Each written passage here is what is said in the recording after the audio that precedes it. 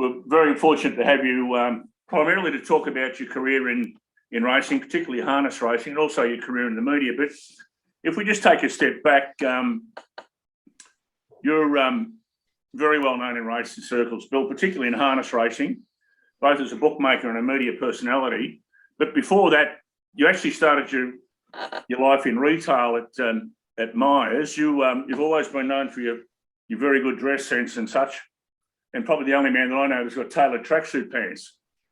How did you get your start in retail, Bill? Tell us about that. I just feel like my tracksuit better than you do, John, that's all. That's right. No, I got started, well, actually, I left school at 15. I not that I was, I wouldn't say I'm certainly not dumb, but I wasn't a happy camper in secondary school.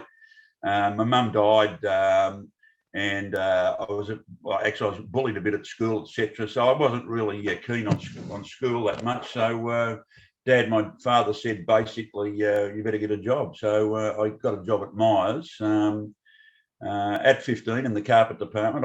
One of the guys I worked alongside in those days, who was between radio stations, was Peter Landy, right. Who made a great career in the media, as we all know. Yeah. But in those days, I was looked upon as a guy, I guess, that had plenty of ability, but was a little bit wayward. And they might have cleaned me act up a little bit, because they made me president of the teenage club for about 3 or 4 years. And I guess in life, give a person that you think's got ability a little bit more responsibility and see how they cope. And luckily, I did cope. And I guess that was the first good learning curve for me, although I was a little bit wayward.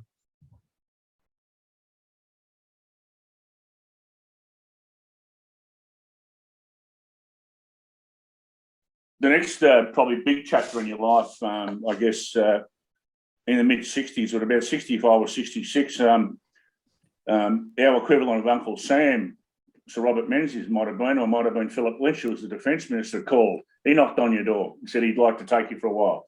Yeah, right? Look, yeah, it was. I mean, I was working at Myers at the time, and we all had to go, and it was conscription, the first lot of conscription. I was in the third intake ever of conscription. That was February 1966. Right. I was called up. I remember going. I was at Myers, and you had, in those days, you found out by it was basically a lottery situation, as most of you guys would know. I'd be interested to know if there's any veterans amongst all you guys too, because you seem much of the age. But yeah, I went to a pillar at Myers where the phone was. In those days, no mobile phones, obviously, and you just had to ring a number with a taped message on it, and it just gave you the birth dates. And August the 11th came out, so I was it. Didn't sort of, I didn't want to go in the army. I didn't want to go to Vietnam. Who would? I certainly wasn't volunteering to do it, but I guess you just did what you were told in those days, passed the fitness test. My good mate Ron Joseph, who a lot of you would know from his North Melbourne years, basically won on their first flag as secretary and recruiter and that sort of stuff. He was my best mate in those days. He and I both went down to the recruitment place at Moorabbin for our fitness tests, and Ron was actually pulled out somehow. Leo Shemnitz, or one of those guys at North Melbourne, had his eye on him to go and be assistant secretary at North. Well, when I'm going to say no such luck, me, as it turned out, I lucked in. I was very lucky. I was sort of pretty aimless, and the army taught me a lot of discipline. Right. I did see battle. I went to Vietnam for 6 months. Can I ask you about that? Wake up very quickly in that situation. But I guess I might have a little bit of survivor's guilt here, because I've come out of it pretty well. In fact, I think it was an absolute plus for me, even though I do have a certain amount of PTSD diagnosed. But right.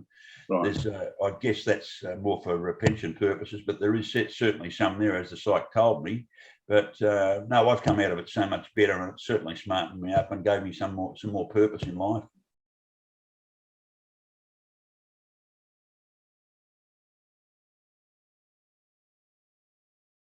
when I got this new lieutenant, he was a wet behind the ears, young Duntroon bloke, probably only my age, it might have been younger. And he laid down the law. He put up this thing. My duties at the platoon batman to sweep my tent of the morning, all this crap, make his bed or whatever. I think I'm not in the army to do that sort of stuff. So I actually stuck that notice up on the wall in the boozer and started throwing darts at it.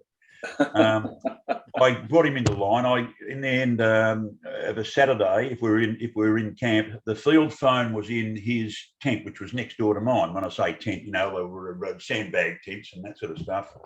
And I used to give him $20 every Saturday so I could have the field phone in my tent. So if I needed to have a bet back, I could bet back with the SP at battalion headquarters. So we had him under control pretty quickly.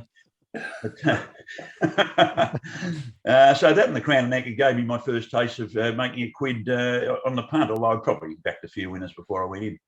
Yeah, fantastic, Bill.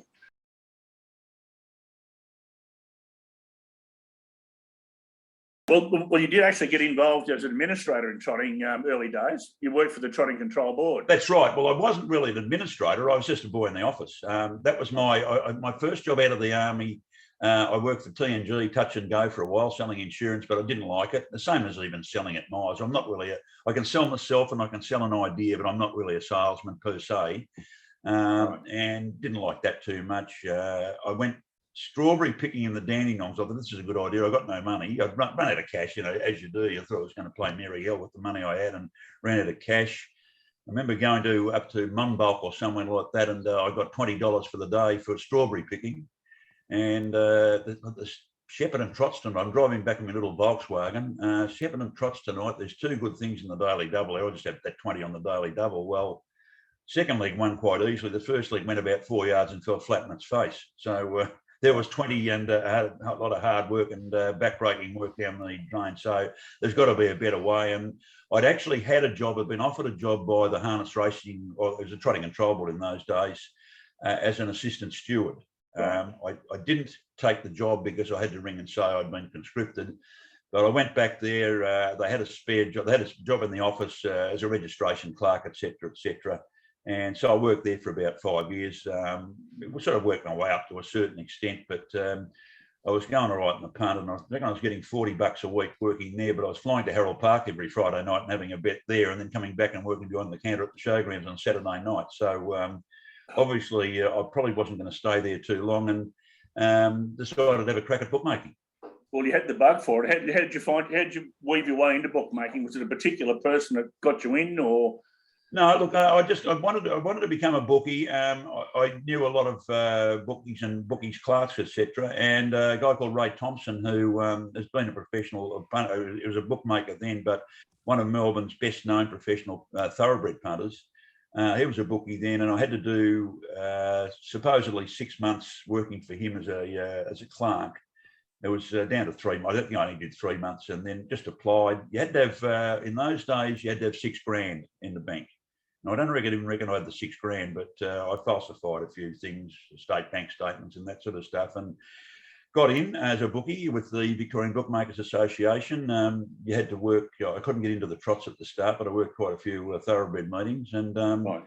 And it was a slow burn. I mean, the first month in those days, there were a lot of bookies and they were making good money. But if you survived the first year, you would make it usually. So the first year was the worst. I nearly went broke a couple of times, but came out of it, got a job, well, got in at the Melbourne Showgrounds as a bookie, as well as eventually along the way, all the country racing tracks. Of course, these days there's bugger all bookies anywhere on track.